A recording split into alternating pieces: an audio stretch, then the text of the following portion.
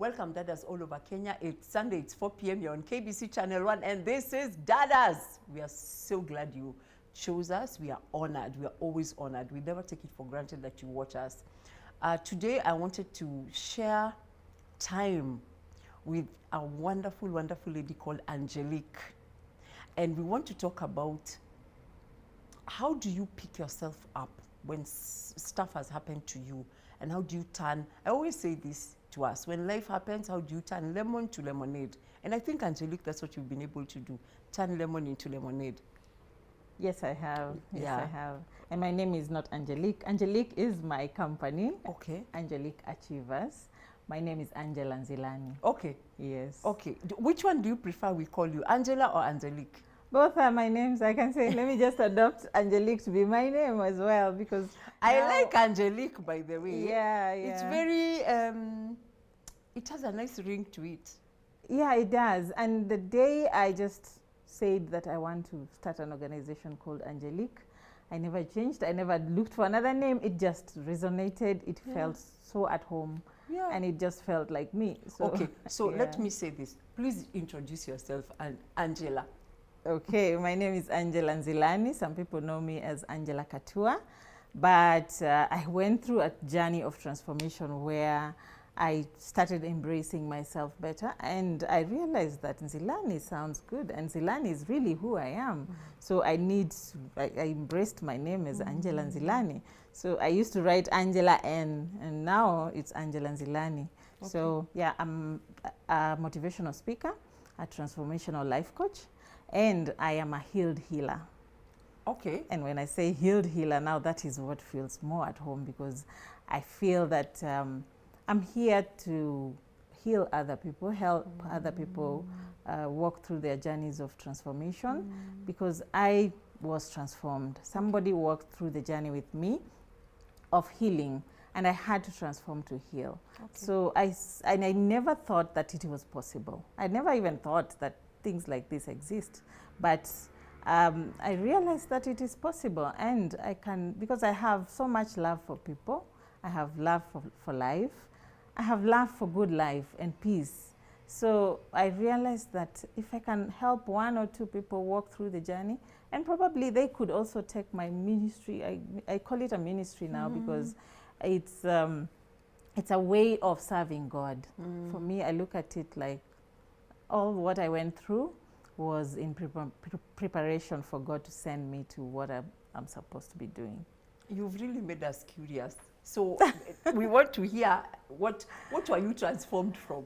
So let's begin at the beginning. Okay. How far back, I wanted to start as far back as when you were in a place where you felt you were okay, at least, you know, you were doing well.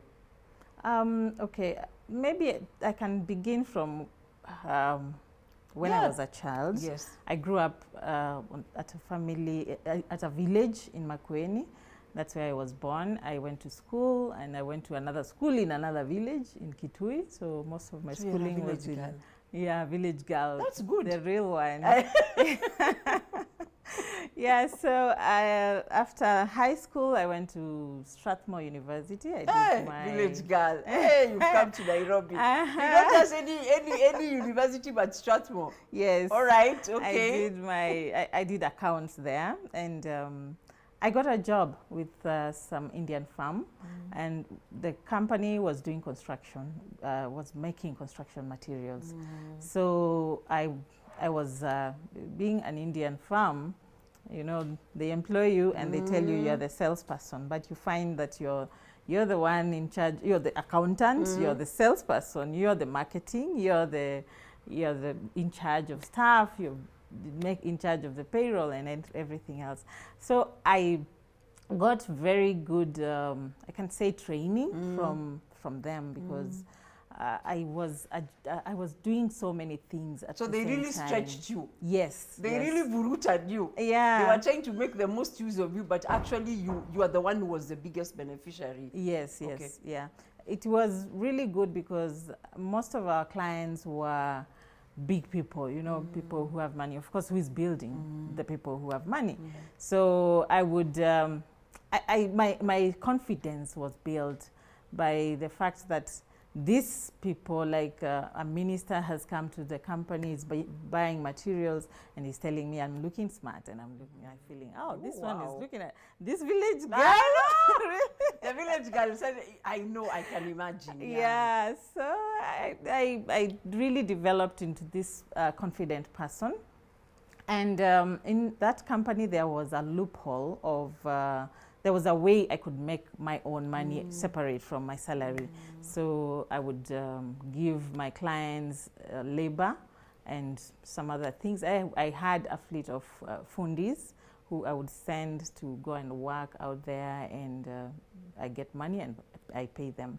So there was an opening for me to start business when I was still employed.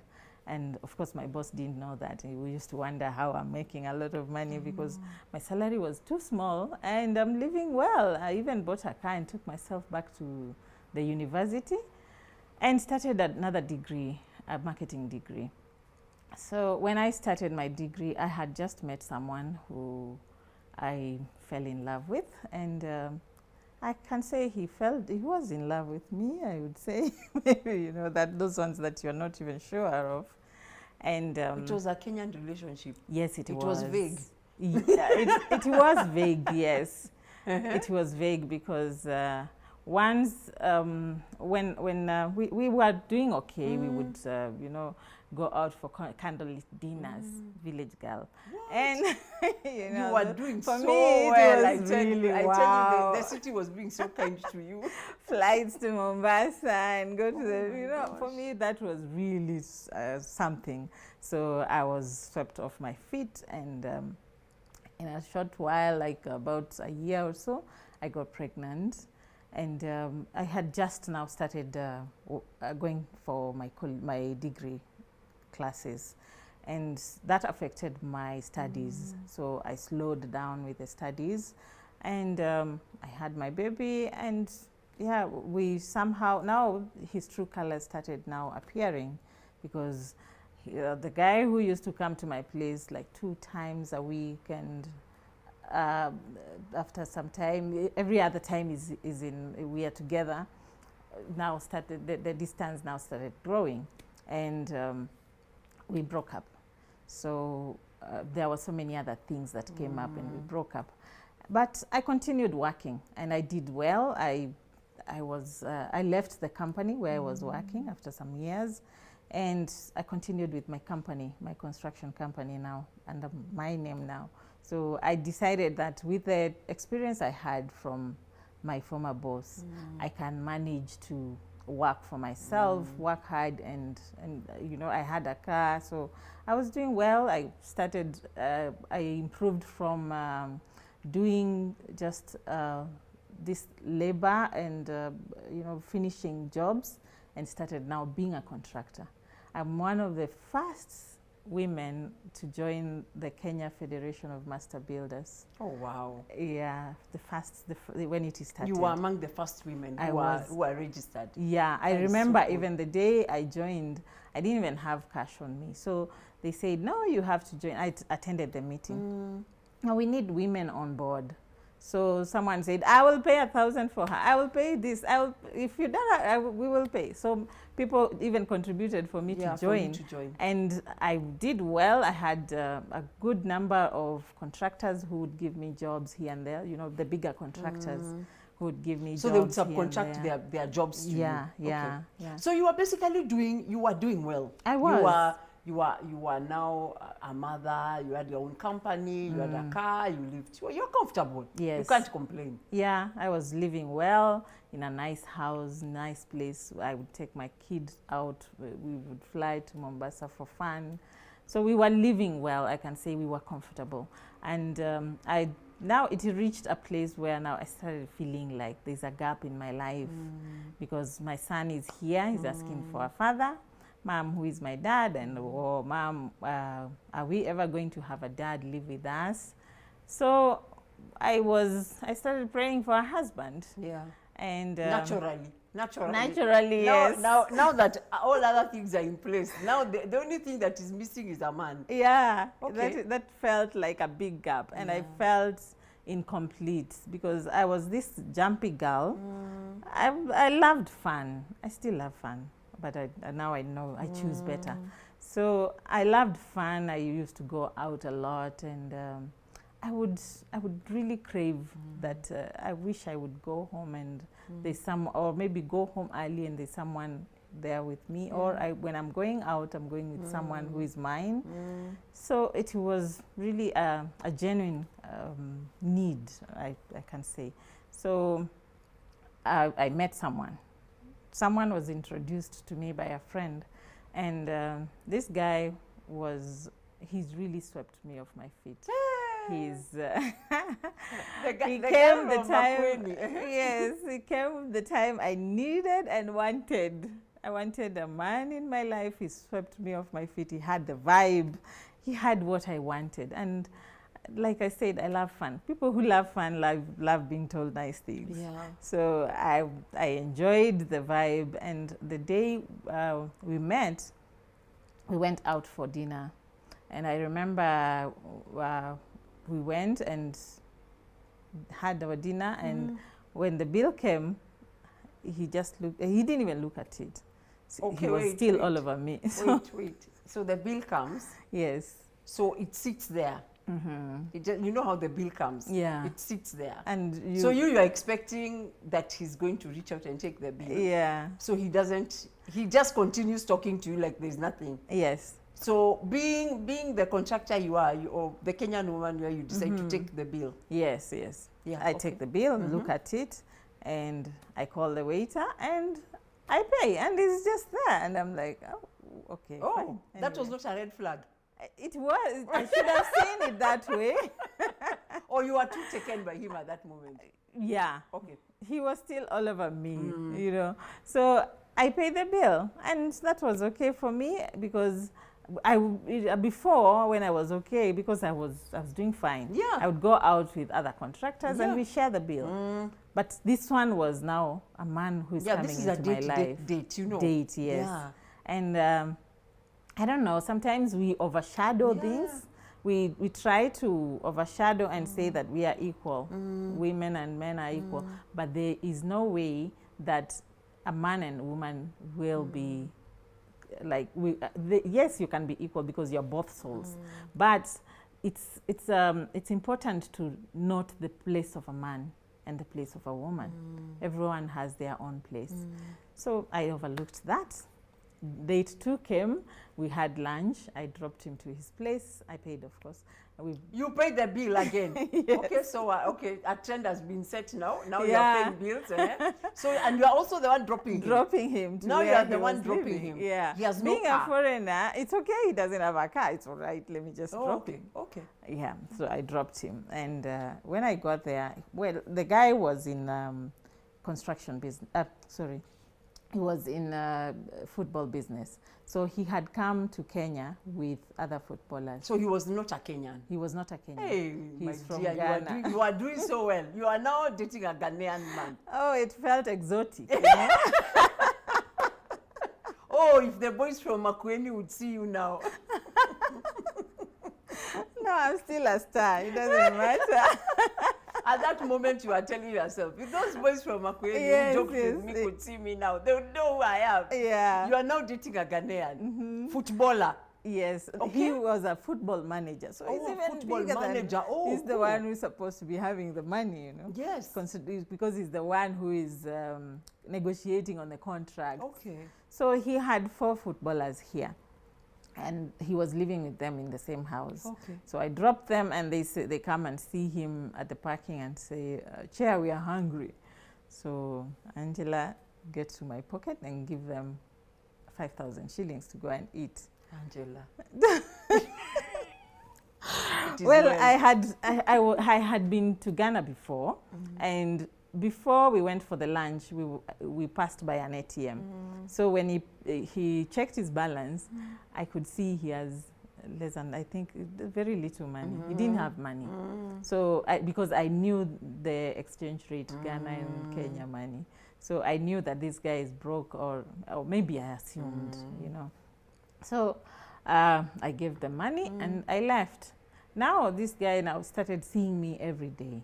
He would either come to my place or I would go see him, pick him, we go out, have dinner, have something, we go to my site. He's seeing me paying the fundis so he can see that I have money. And so the trend continued and continued for about two months. He started now sleeping over. So the sleepover did not take long. He moved in. So he moved into my house. Now my son was there, and I remember one day he asked me, is so-and-so like my father? Can I, and he even faced him and asked him, can I call you daddy? And he said, of course, yeah. You can call me daddy. And we were talking about marriage. We are in a marriage already. Like, we are already living together, and we've decided because we are of age, we've gone through issues, and now it's time to settle down.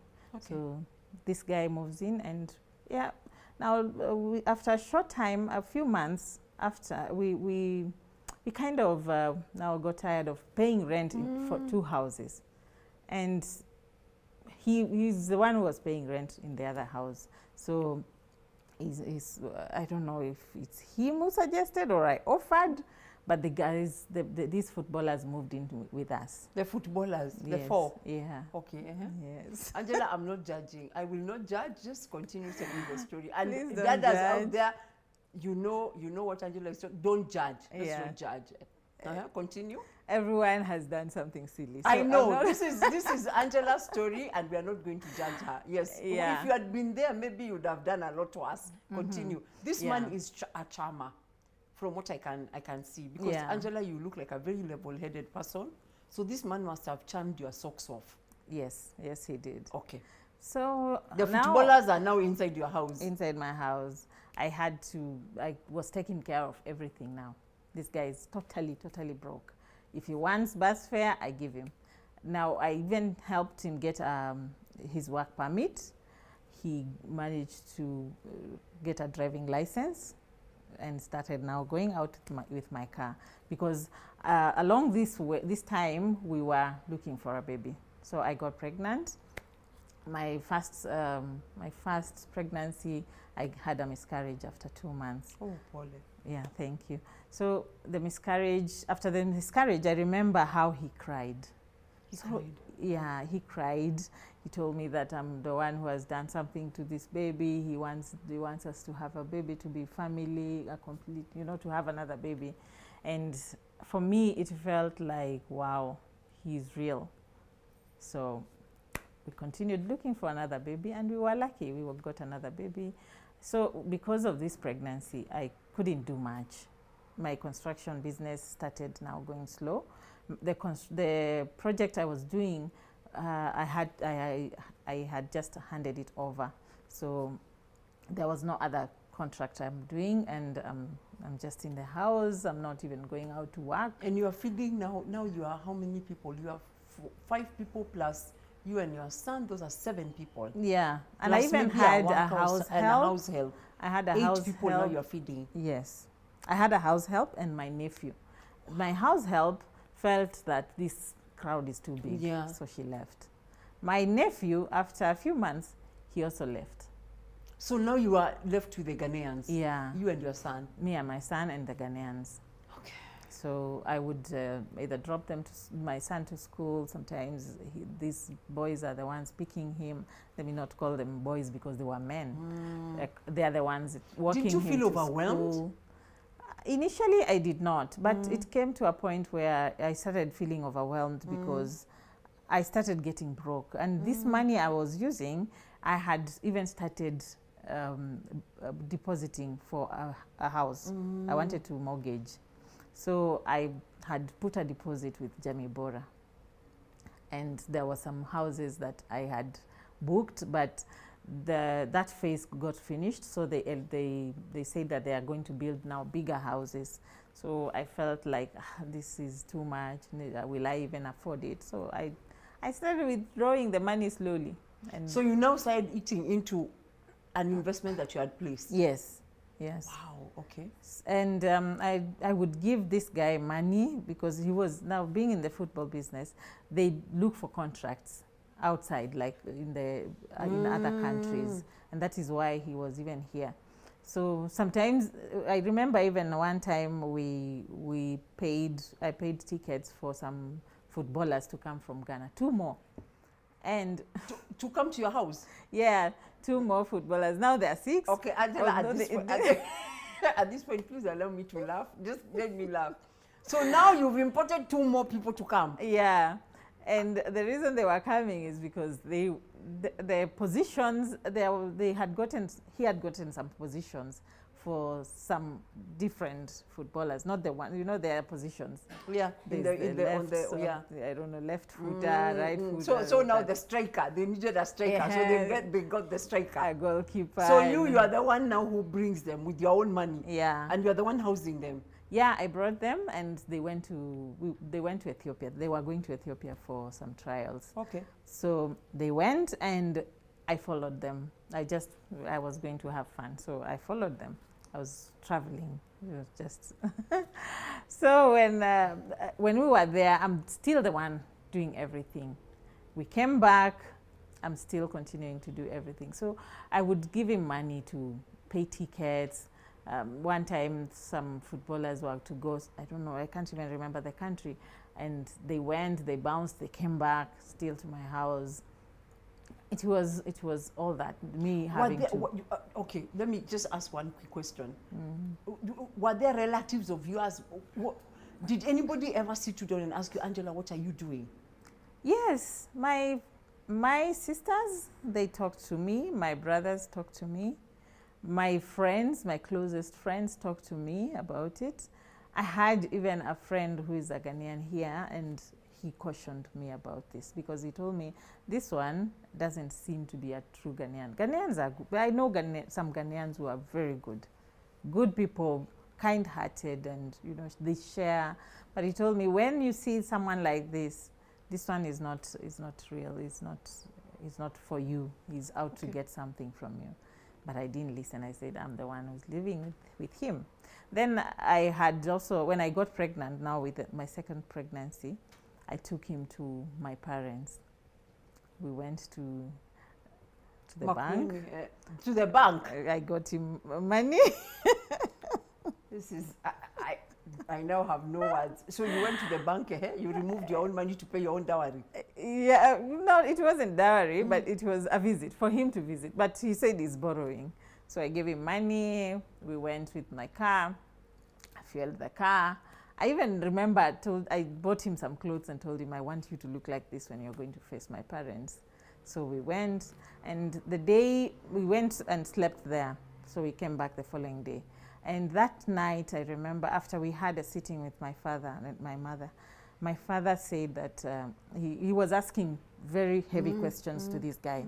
And I remember him telling him, if you are 40 years old and you've never married, or you don't have a child anywhere or anything, you don't have a story, then there's something you're hiding. And I could read his face, the guy's face now, that he wasn't happy about that question. But I didn't read much about it. Then my father that night called me to his bedroom, for the first time when I'm an adult, to his bedroom. And I went, he told me to sit down on the bed. Now, in our tradition, is like your father is telling you, sit on my lap, my daughter. I want to talk to you. But he told me, you need to take time with this man. Take time, slow down. Whatever you're doing, just slow down. If he's living in your house, it's not right. But just see what you're going to do so that you put yourself together. Okay. Because this is not right. And I didn't listen. Again, I said, I told myself that I'm the one living with him. I'm the one who knows him.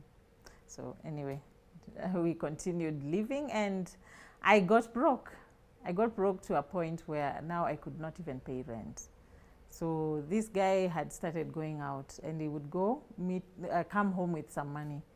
I remember one day he came and told me that he started singing at the gate that he's gotten money and is bringing me a bunch, carrying like 100K, and gave me and told me, this is for you, my wife. And so I said, wow, he's really aggressive. He's doing well.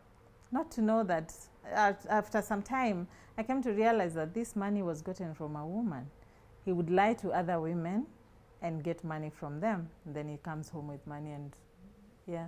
So I don't know, I started now praying that he either lives my life or something happens. If this is not real, God, just end it. If So, it is, so now you started feeling like the walls are closing in on you. yes. Like now you're broke, you are losing things, you're not sure about the man. Yeah.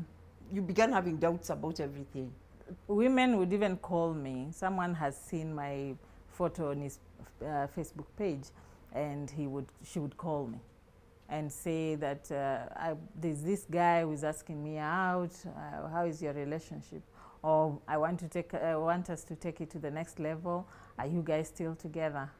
So I started seeing that he's promiscuous. He also started now insulting me, verbally or emotionally. Now that you have no money.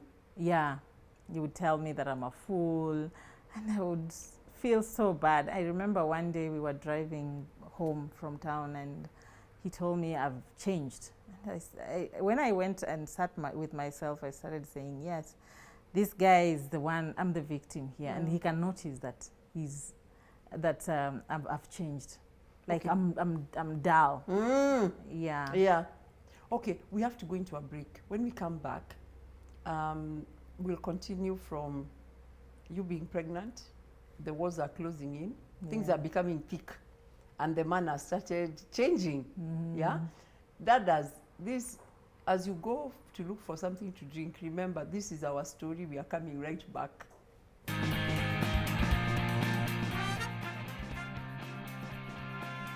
Welcome back. We've been talking with Nzilani, Angelique now, Angelique Achievers, and she was telling us this amazing story. And we were at when things are beginning to become quite dicey. So what happened now? You are pregnant, you're expecting a baby, and now you're beginning to wonder what is going to happen to you. And the man you are living with is, it's looking tricky. Yeah. It felt like I was absent in my life, in my own life. And I started asking God, what is all this? And I remember that I've seen my mother being in a marriage for all these years. She had so many of us, and she was working, she was contributing in the family and all that. So I started seeing something different from what I knew, what a man is and how a marriage is supposed to be. Because my father was a good man, was a family, loving guy who he even set a very big example in our community around where I come from. So it was really something different from what I know as a marriage, how a marriage is supposed to be. So this guy started saying that if he was back in Ghana, he would get back in Ghana, things would get better because he would sell some property and, come and settle down. And I started considering helping him. And all this time, his family, his sisters are calling me. They're calling me their in-law. The mother is talking to me, encouraging me, telling me to be strong, and they're excited that now he has a wife and we will go and live in Ghana or whatever we decide. So it felt, yes, it's at home, but there was he wasn't okay. When we fight, I would call the sisters. So the sisters would encourage me, and we continued living. And I remember one time one of the sisters called him and told him that they've gotten a buyer for one of his properties, so he needs to go and sign. So I decided to help. And the only way I could help is selling my car. So I sold my car and bought him tickets, and we had some rent arrears, so I paid rent, and we moved now to a smaller house because he's leaving. And remember, I still have the 4 footballers in the house. When we went to Ethiopia, 2 were left there. They were lucky to get a club. Some were left there, and some were just decided to just stay. We came back, I think, with 2, and some stayed in Ethiopia. So I was still funding their stay there. as they look, they search for something they can do or a club they can play for. Then later they joined us. They came back to Kenya and still stayed with us. So now you've moved to a smaller house with your son. Yes. And the footballers. Yeah. Okay, the 4 footballers. Yeah. And he's gone now. He's gone. You've sold your car. Yeah. Now he's gone back to Ghana to sell his property and come back to you. Yeah. Okay. And I was 5 months pregnant. The agreement was that he's going to come back in at least 3 months, so that when the baby is being born, he's here. And he always sounded very excited that we are expecting a baby. And he had even named him and said that it's a son, you know. So the excitement of waiting for a child. So he goes back to Ghana, and he didn't contribute or do much as he used to. He had said he would. He would send something small. Sometimes that is not even enough for paying rent. And now these footballers started also going out. So they go out, come back with shopping. And I'm like, where did you get money from? And they say, Mom, don't worry. They used to call me Mom. Paka sabuni. So they used to call me. So they would tell me, Mom, don't worry. Everything is going to be fine. You can't suffer when we are here. So we continued living together. Now my son had to sleep with me in the same bed while they take the other room, because I couldn't let him share the room with them. So now it came to the time for me to give birth. And I remember he used to say that he has saved money for delivery. So I was prepared to go to a good hospital. And because he used to give me the figure, say that, don't worry, I will send you money. And when it was just a week to my giving birth, he told me that he has sent money to the account, because now I started pushing him. Remember, I'm not even working, so I don't even have an income. So he told me to go to the bank. He sent me some money, and I was really excited. And me and my big belly, we go to the bank and find there's nothing. And he said, no, there's money. What's wrong with these bank people? What is wrong with them? That was his always reaction, and he's blaming somebody for his lies. So he'd say, what is wrong with these banks? Then he said, let me talk to my people here. So he would call me again. They've just said that it's going to reflect in 2 days. So I wait again, there's nothing. Who lies to a 9 months pregnant wife or whatever? Anyway, mother of her child, mother of his child. Anyway, so I went back to the house. I don't have money, and I'm still waiting. He's still promising he's going to send. And he didn't send. The day I now was on my labor, I called a cab. I didn't even have a fare. So I called a friend who sent me some money. I went to the hospital. I just chose another different hospital, a cheaper hospital, that at least I know if the worst comes to the worst. Yeah, I can borrow here and there. My family can help. And then I went, I delivered well. 3 days I was in the hospital. He's still not sending money. And I had just paid a small deposit. So I was discharged, and I'm still not paying the So you're stuck in hospital because you can't pay the bill. Yeah. So I stayed in the hospital for an extra day. That is when he sent. And what he sent was even less than the total bill. Anyway, we went home. And this time I had to tell the boys to leave. When I was going to the hospital, I told them, you guys, you have to leave my house, go and look for a place. And I don't know, I told them, you all have families wherever you come from. You can see I'm struggling. You can see that your chairman is not even supporting. So you guys have to leave. So they left. I was going to the house all alone. But luckily my brother was there with me. He came and nursed me. Not really nursing, but at least cooking for me and taking care of the other big baby for some days. Then his wife joined me. That week she was sick, so she couldn't come. So she joined me. I got a house help, and I stayed with this house help for just 1 month because I could not afford to pay her. And she left. So 1 month, and I have you know, I went through a cesarean section. So 1 month and I'm not even healed. I'm washing. I would go up the stairs, like the 3 stairs, to go and hang my clothes, because we were living in a flat where you have to go up to hang the clothes. So I struggled with all that. I healed. Then this guy, all this time, we are still talking. We are talking every day. I'm sending him photos. So when I realized that he's not coming, he said that instead of me coming to Kenya, and here in Ghana I have a house, why don't you guys come and live with me? I thought, yeah, it's a better idea, because at least we're not going to struggle. We're not, and I have friends there. I can build a base slowly. So we planned that I go to Ghana. I go with the baby to Ghana, the babies to Ghana. So we agreed that he's going to get us tickets, and I'm going to buy to get the passports for the babies. So I sold some of the things I had. Now you're selling your household items. Yes.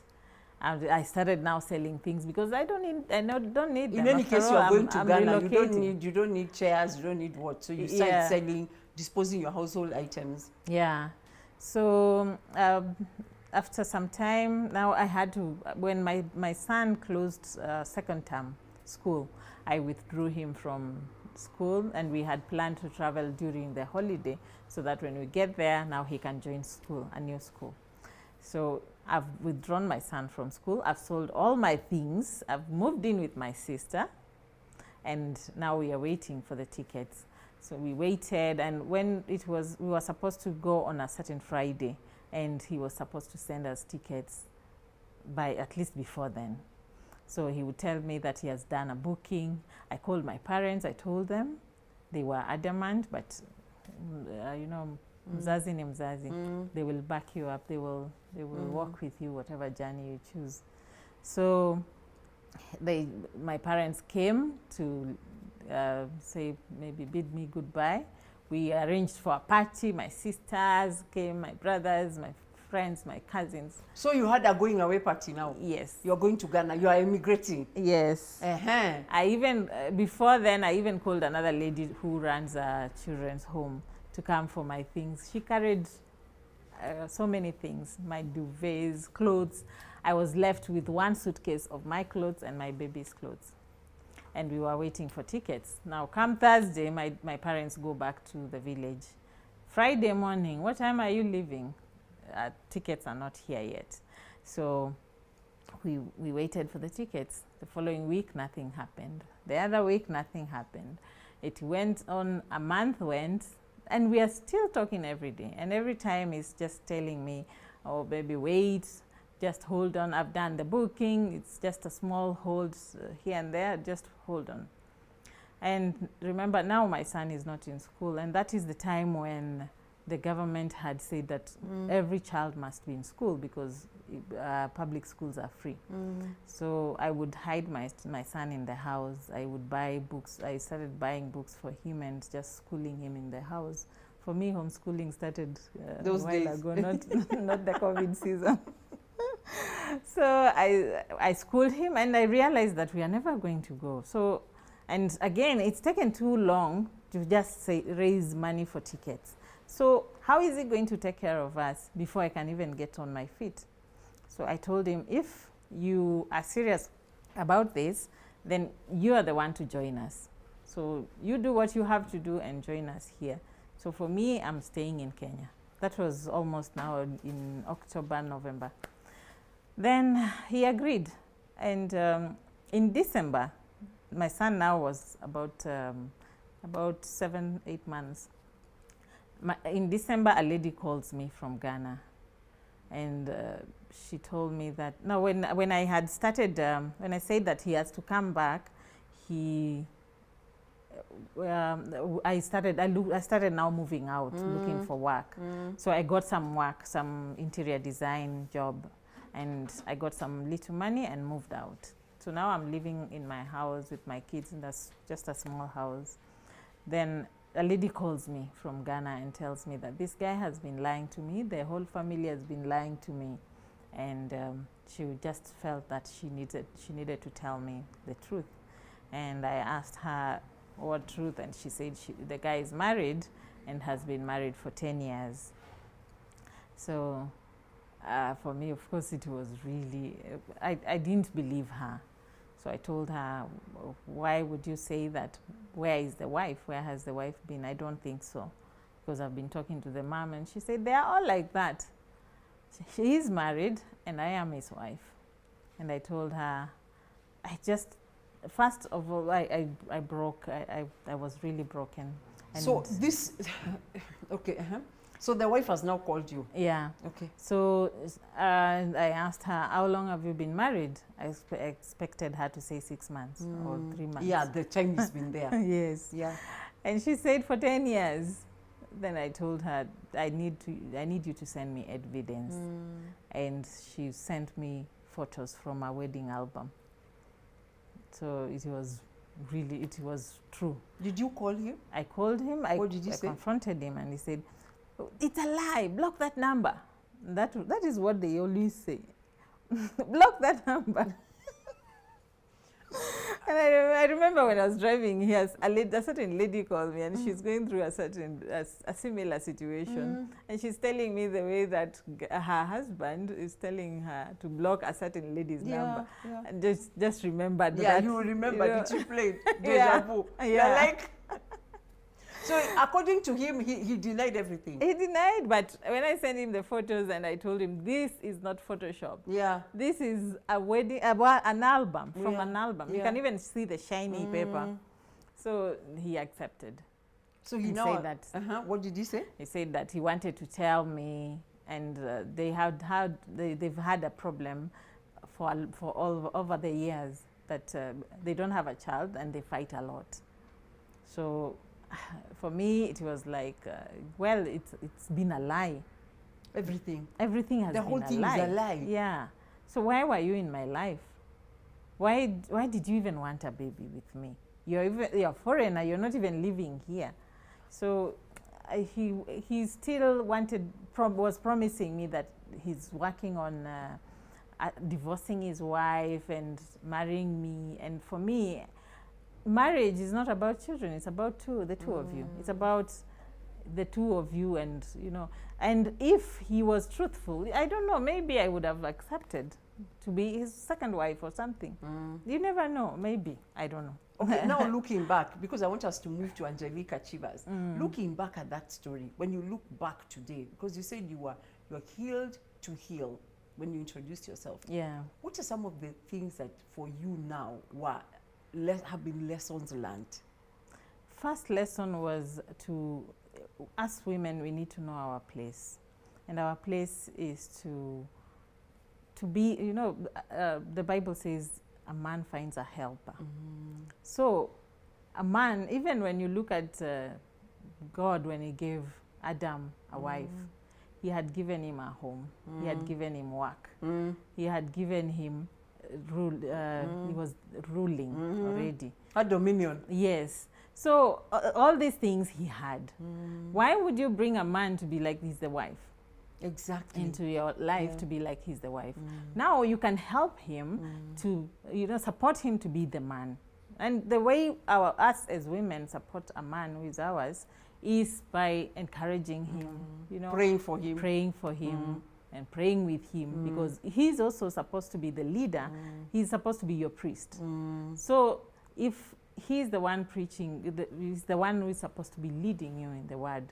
So you're supposed to be the follower, and you're supposed to be his. So in your relationship, you feel he conned you by, but he led in a way, because he sort of bankrupted you. He was leading.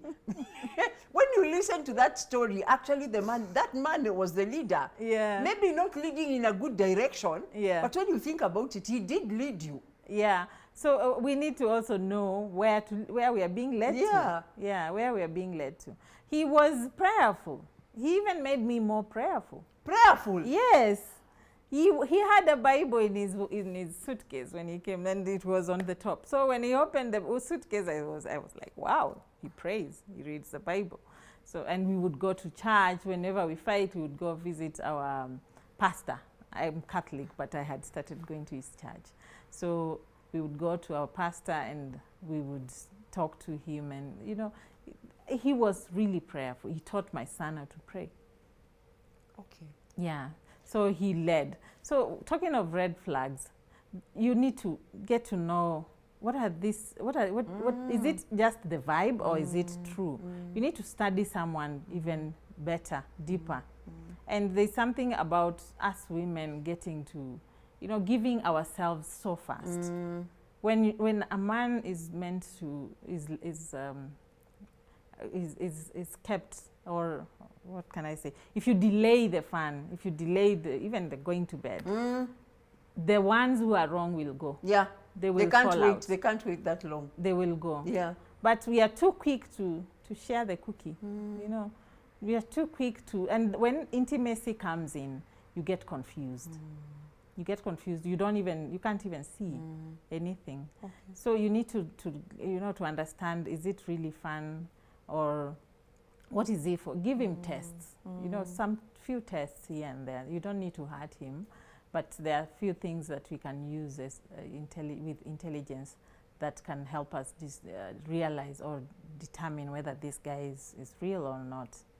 Yeah. So I think one of the things that I must say for you and for many women, why do you think we are so gullible? Looking back at your own story, because I think it's like the guy really took advantage of you. He manipulated you in every way possible. Not only did he take your money, he took everything. When you think about it, he found you in a position where you were financially independent, you were even saving, you had investments, you had, and then by the time when you think about how he left, the position in which he left you like a bomb had hit your home. Like literally, he came, he left, and now you have to pick up the pieces. Why do you think you were so gullible? I ask this because you told us you came from a good home. Your father was a good man.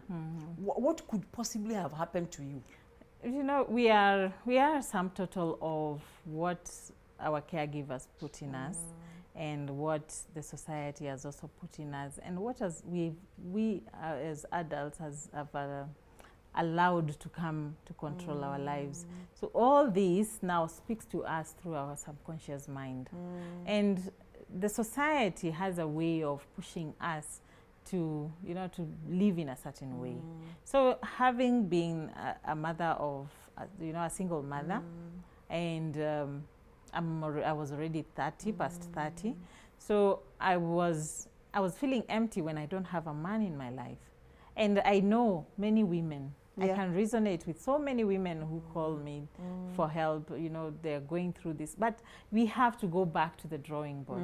What is the root of all this problem? And the root is that you felt empty because you didn't have a man. You felt like you needed to fit in a certain maybe society, you know, the societal view. And I can imagine this. I'm sure the thing was you are very successful, but had a bwana, you know. Yeah. And sometimes you get tired of being introduced like that. You start wondering, I cannot be successful. I'm a contractor. I have everything, but how hard is it to get a man? Do you understand what I'm saying? Yeah. So maybe you even fall for the first character who comes your way because you are so needy. Yes. And when you see your friends getting married and now they start alienating themselves, like you don't fit in now.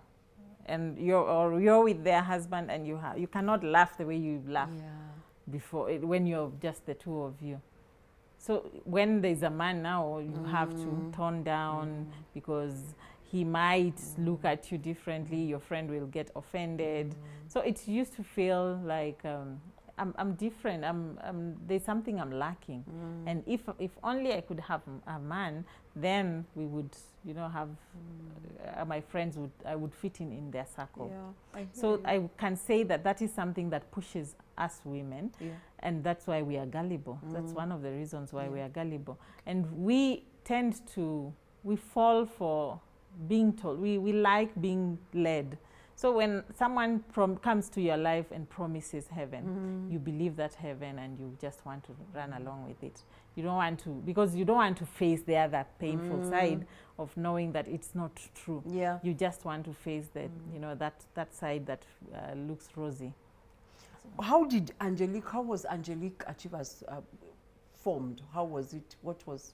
After all this realization that I've been lied to, I have been used, and now I am a mother of 2, I started working. I started going out to look for jobs here and there. I even remember someone helped me with some money. I bought shirts, Mutumba shirts to sell. It didn't work for me. I didn't like the job.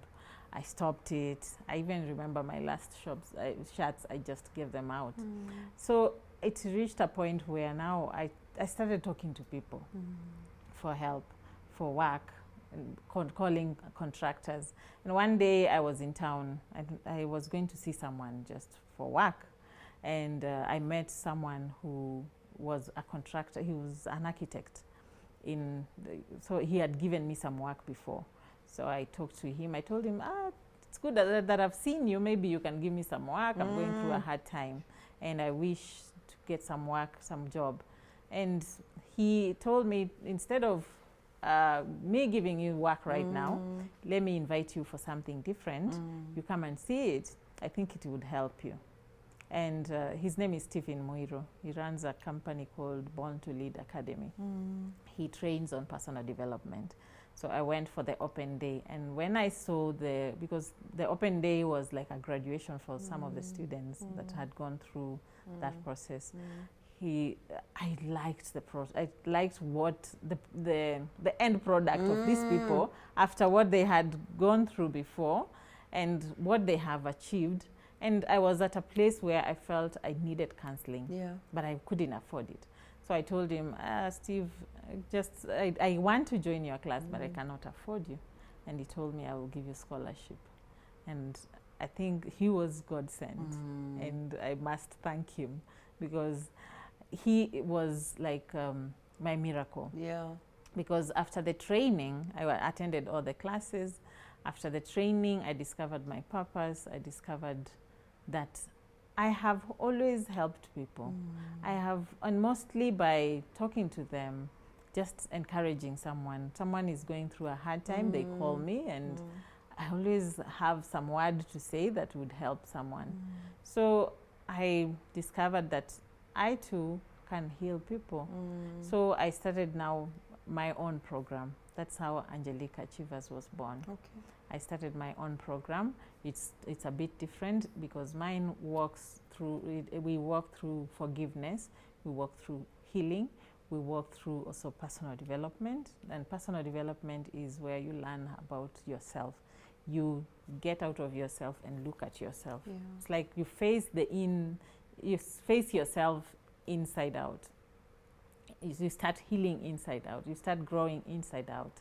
Because when you don't take care of yourself, when you take care of yourself first, when the inner man is okay, then the world, the rest of the world is everything fine. else starts to rearrange itself. Exactly. Isn't it? Yeah. And then there's something about purpose. When you start, purpose is what you do to serve other people. It's what you do to serve God. Purpose is what you were created for, why God created you. And for me, I look at it like it's my purpose. And that's why I embraced the name Nzilani. I was born on the roadside. So Nzilani means born on the roadside. Yes, so it means on the roadside. So I was born on the roadside. My mother was going to the hospital, but she couldn't make it. So it's like somehow God knew that I would go places. And I looked at it like, well, maybe I can use my purpose and I will go places. And I remember even when I'm going through the hardest time, because challenges will always be there. Even the rich, those people that we think that are driving the big cars and they're living in the best homes, they also have problems. And every time I have a problem, I talk to God, I listen. I always listen to the voice of God. And you can listen to the voice of God by quieting yourself. quiet yourself, have time with yourself and just you and God. So when I'm at that position, I always hear God telling me that, and God doesn't speak nowadays like the days of Moses, but he will talk to you in a way that you will know it is him. I always hear him telling me that serve. You will always have something to share.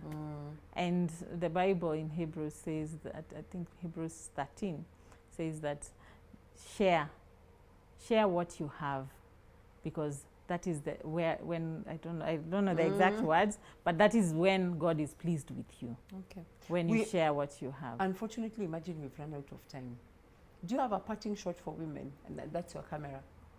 Yes, I do have a parting shot for women. And we don't have to stay in the pain. We don't have to stay in the pain. We can walk through the journey of healing. We can heal ourselves. Everyone is a healer. Everyone is a healer, because you can start leading yourself. And when you start leading yourself, you'll start just seeing things falling into place. You need to heal, embrace your pain, whatever it is that you're going through, because it is there for a purpose. Ask yourself, what is my pain here for? What is the reason for my pain? Who is my pain helping? Or who can I help with my pain? So ask yourself that, and then start walking through the journey of healing. Call me if you need any help. Call me if you feel stuck. Call me if you feel that you need some clarity. Angelique Achievers and myself, which is the one and the same thing, will walk through the journey with you. I have a program set out for you. It is a program that will make you have a 360-degree about turn of your life, and you'll just love it. Thank you. Thank you so much. Thank you so much, Angela. We are so grateful to you. Because of your pain, Angelique Achievers was born. Amen. And so we thank God for your pain, and we thank God for the Ghanaian man who inflicted that pain. Oh, we pray for him wherever he is, that God would bless him, because of him that you are here. Dadas, as I always say, when life happens to you, you don't give up. You stay strong, and as I say, always make lemonade out of lemon. Yeah, I've learned a new one. When people throw stones at you, you take them, you don't throw them back, you take them and you use them to build a home. So, yeah, have a great week. Baraka.